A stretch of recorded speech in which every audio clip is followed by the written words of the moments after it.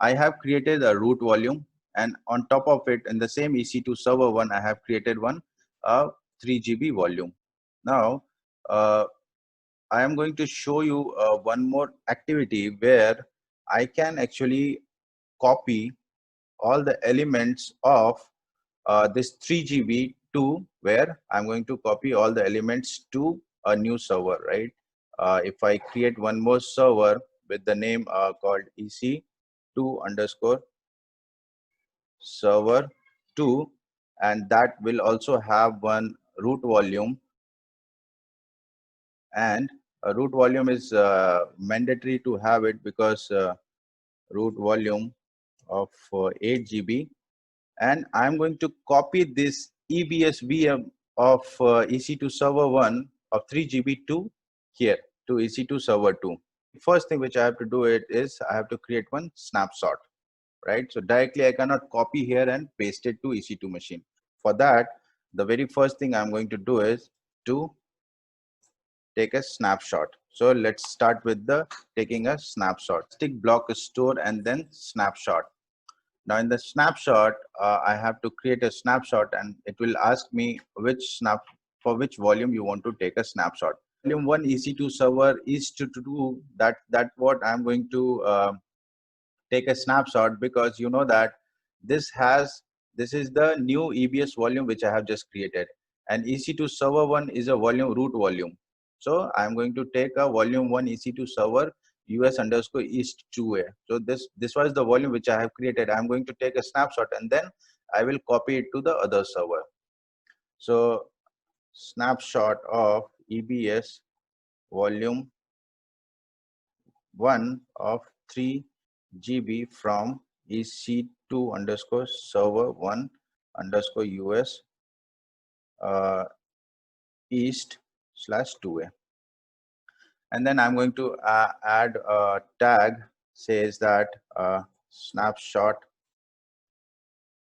of volume underscore EC2 underscore server 1 underscore 2A east, right? So in this way you can actually give a name which is meaningful, and you are going to create a snapshot. All right, so now the snapshot is created. You could see that it's pending, and in the progress is 3%. That means it's going to take a snapshot of my entire device, entire volume which we have just created. So what all we have created here, I'm just running one command, xvdf, and this is 3 GB. It is going to take a snapshot EBS volume. So you could see that now it's 100% created. Again, come back to your so snapshot is created. Now we'll copy this volume to EC2 server. Now this is just a snapshot, it's not a volume. So before I do this one, I have to create a new volume. I have to create a new volume with this snapshot, because you cannot just copy the snapshot, right? You have to create a new volume with the snapshot, and then we are going to copy to the EC2 server. Now before we copy to the EC2 server, we have to launch one EC2 underscore server, right? So that also we have to do it.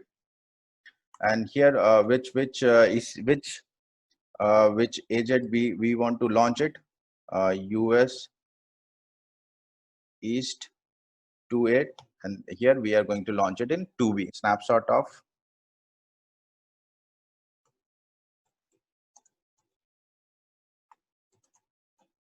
EBS volume 1. All right, so this 3 GB EBS volume 1 is created. Now from this I have created a EBS volume 1, and with this snapshot I have to create one. With this snapshot I have to create one more volume, which is volume which is going to be a new volume. Now if I click to create volume, it will ask me how many GB you want. Now here I can increase the size. I can increase the size, and also I can increase the volume type. If I want to keep it same, I can do that.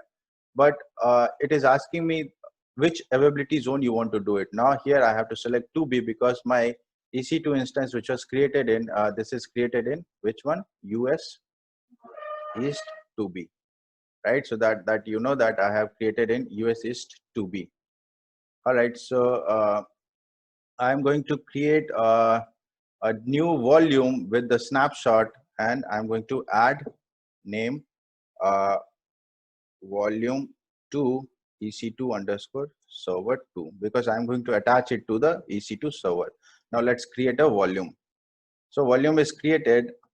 Now come back to the image and it says that from the 3 GB volume which I have created, I have taken a snapshot and this was 3 GB. Now new volume is created with 6 GB, and that's created in which US East 2B AZ. So that's already created. And if I come back here and if I see that now snapshot, from the snapshot the EBS volume is created. So where I should go and check the volume is created or not, I have to go to volume, not to the snapshot of machine. Now you could see that volume 2 EC2 server is available and the size is 6 GB. You could see that its size is 6 GB and it's already available. Now I can actually go ahead and attach this EBS volume to US East 2B, where I can attach it. I can attach to EC2 server 2.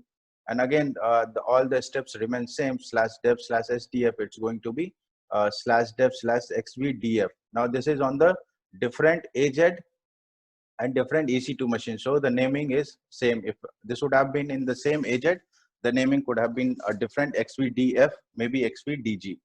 So I'm going to attach it to the second EC2 server. So that's attached.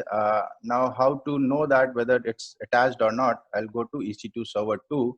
I'll copy the IP. I'll open Putty terminal. Okay, you could see that this XVDF is 6 GB is attached. Now I'm going to use the same command to mount it, right?